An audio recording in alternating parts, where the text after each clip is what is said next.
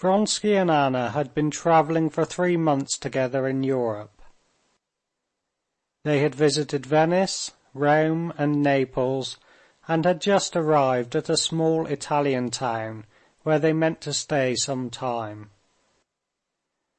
A handsome head waiter, with thick pomaded hair parted from the neck upwards, an evening coat, a broad white cambric shirt front, and a bunch of trinkets hanging above his rounded stomach, stood with his hands in the full curve of his pockets, looking contemptuously from under his eyelids, while he gave some frigid reply to a gentleman who had stopped him.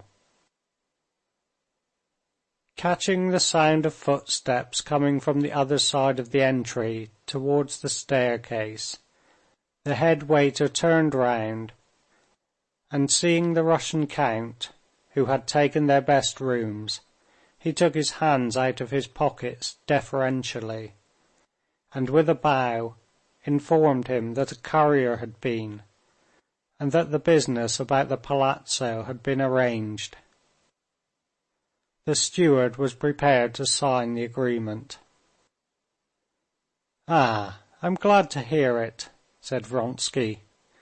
"Is Madame at home or not?" "Madame has been out for a walk, but has returned now," answered the waiter.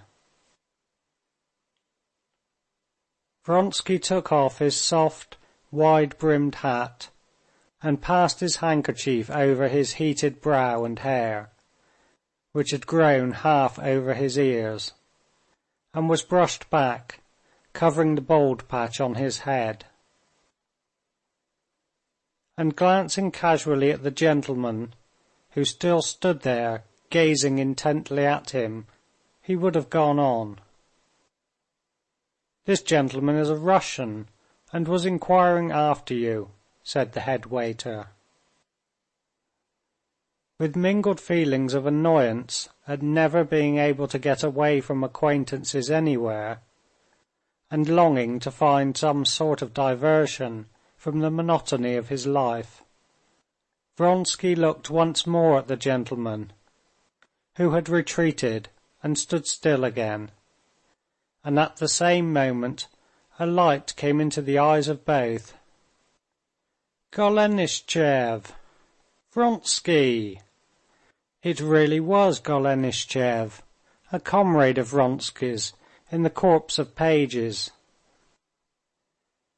In the corps, Golenishtchev had belonged to the Liberal party. He left the corps without entering the army, and had never taken office under the government. Vronsky and he had gone completely different ways on leaving the corps, and had only met once since. At that meeting, Vronsky perceived that Golenishtchev had taken up a sort of lofty, intellectually liberal line, and was consequently disposed to look down upon Vronsky's interests and calling in life. Hence Vronsky had met him with the chilling and haughty manner he so well knew how to assume, the meaning of which was, "You may like or dislike my way of life, that's a matter of the most perfect indifference to me. You will have to treat me with respect if you want to know me." Golenishtchev had been contemptuously indifferent to the tone taken by Vronsky. This second meeting might have been expected, one would have supposed, to estrange them still more. But now they beamed and exclaimed with delight on recognizing one another.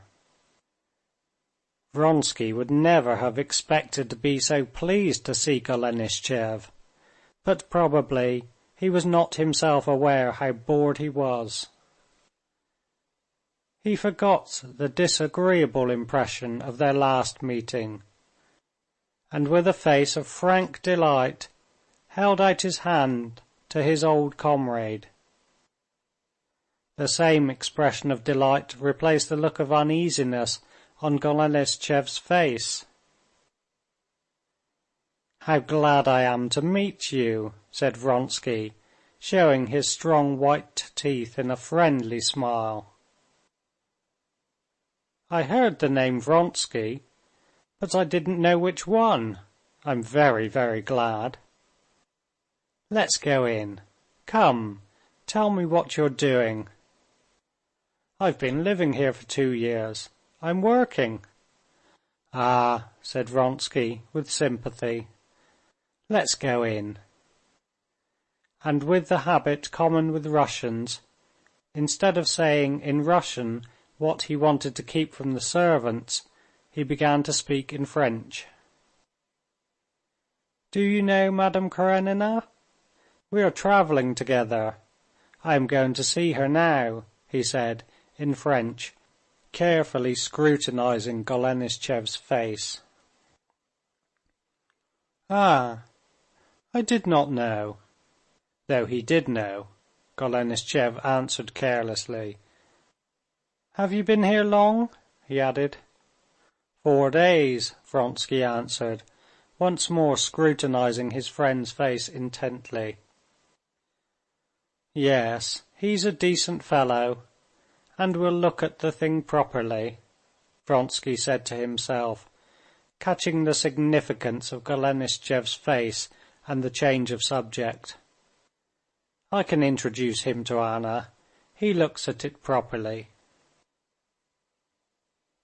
During those 3 months that Vronsky had spent abroad with Anna, he had always, on meeting new people, asked himself how the new person would look at his relations with Anna, and for the most part, in men, he had met with the proper way of looking at it. But if he had been asked, and those who looked at it properly had been asked, exactly how they did look at it, both he and they would have been greatly puzzled to answer. In reality, those who, in Vronsky's opinion, had the proper view, had no sort of view at all, but behaved in general as well-bred persons do behave in regard to all the complex and insoluble problems with which life is encompassed on all sides. They behaved with propriety, avoiding allusions and unpleasant questions. They assumed an air of fully comprehending the import and force of the situation, of accepting and even approving of it, but of considering it superfluous and uncalled for to put all this into words.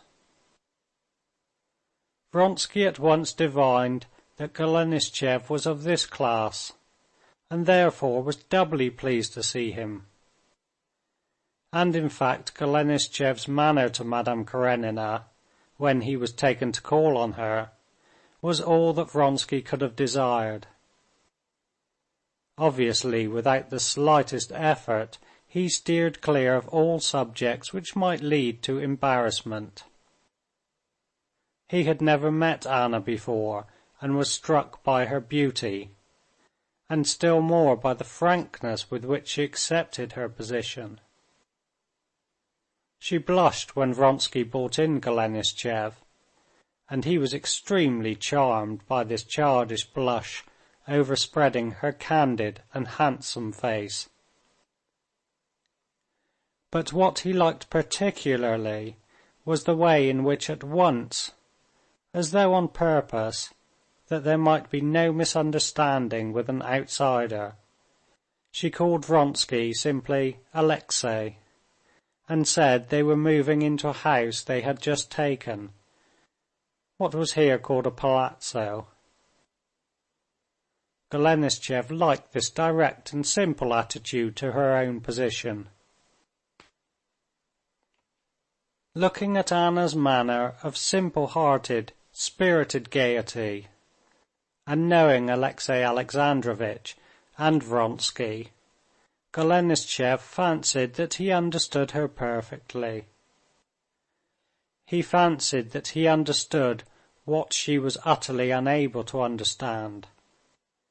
how it was that, having made her husband wretched, having abandoned him and her son, and lost her good name, she yet felt full of spirits, gaiety, and happiness. "It's in the guide-book," said Golenishtchev, referring to the palazzo Vronsky had taken. "There's a first-rate Tintoretto there, one of his latest period. I tell you what, it's a lovely day. Let's go and have another look at it," said Vronsky, addressing Anna. "I shall be very glad to. I'll go and put on my hat. Would you say it's hot?" she said, stopping short in the doorway and looking inquiringly at Vronsky. And again a vivid flush overspread her face. Vronsky saw from her eyes that she did not know on what terms he cared to be with Golenishtchev, and so was afraid of not behaving as he would wish. He looked a long, tender look at her. "No, not very," he said. And it seemed to her that she understood everything. Most of all that he was pleased with her, and smiling to him she walked with her rapid step out at the door. The friends glanced at one another, and a look of hesitation came into both faces, as though Golenishtchev, unmistakably admiring her, would have liked to say something about her, and could not find the right thing to say, while Vronsky desired and dreaded his doing so. "Well then," Vronsky began to start a conversation of some sort. "So you're settled here? You're still at the same work then?" he went on, recalling that he had been told Golenishtchev was writing something.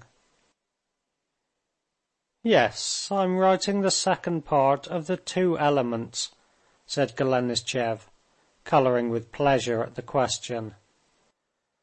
"That is, to be exact, I am not writing it yet. I am preparing, collecting materials. It will be of far wider scope, and will touch on almost all questions. We in Russia refuse to see that we are the heirs of Byzantium." And he launched into a long and heated explanation of his views.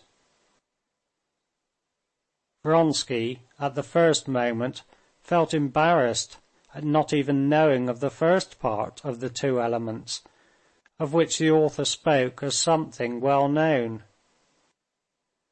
But as Golenishtchev began to lay down his opinions, and Vronsky was able to follow them, even without knowing the Two Elements, he listened to him with some interest, for Golenishtchev spoke well. But Vronsky was startled and annoyed by the nervous irascibility with which Golenishtchev talked of the subject that engrossed him. As he went on talking, his eyes glittered more and more angrily. He was more and more hurried in his replies to imaginary opponents, and his face grew more and more excited and worried. Remembering Golenishtchev, a thin, lively, good-natured and well-bred boy, always at the head of the class, Vronsky could not make out the reason of his irritability, and he did not like it.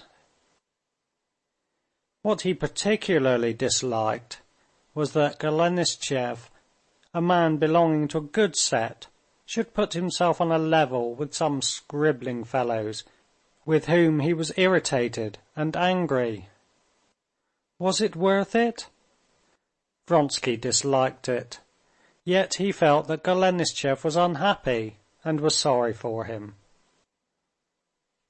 Unhappiness, almost mental derangement, was visible on his mobile, rather handsome face, while without even noticing Anna's coming in, he went on hurriedly and hotly expressing his views. When Anna came in her hat and cape, and her lovely hand rapidly swinging her parasol, and stood beside him, it was with a feeling of relief that Vronsky broke away from the plaintive eyes of Golenishtchev, which fastened persistently upon him, and with a fresh rush of love looked at his charming companion, full of life and happiness. Golenishtchev recovered himself with an effort, and at first was dejected and gloomy. But Anna, disposed to feel friendly with everyone as she was at that time, soon revived his spirits by her direct and lively manner. After trying various subjects of conversation, she got him upon painting, of which he talked very well, and she listened to him attentively. They walked to the house they had taken and looked over it. "I am very glad of one thing," said Anna to Golenishtchev when they were on their way back. "Alexey will have a capital atelier." "You must certainly take that room," she said to Vronsky in Russian, using the affectionately familiar form, as though she saw that Golenishtchev would become intimate with them in their isolation, and that there was no need of reserve before him. "Do you paint?" said Golenishtchev, turning round quickly to Vronsky. "Yes, I used to study long ago, and now I have begun to do a little," said Vronsky, reddening. "He has great talent," said Anna, with a delighted smile. "I'm no judge, of course, but good judges have said the same." Chapter 7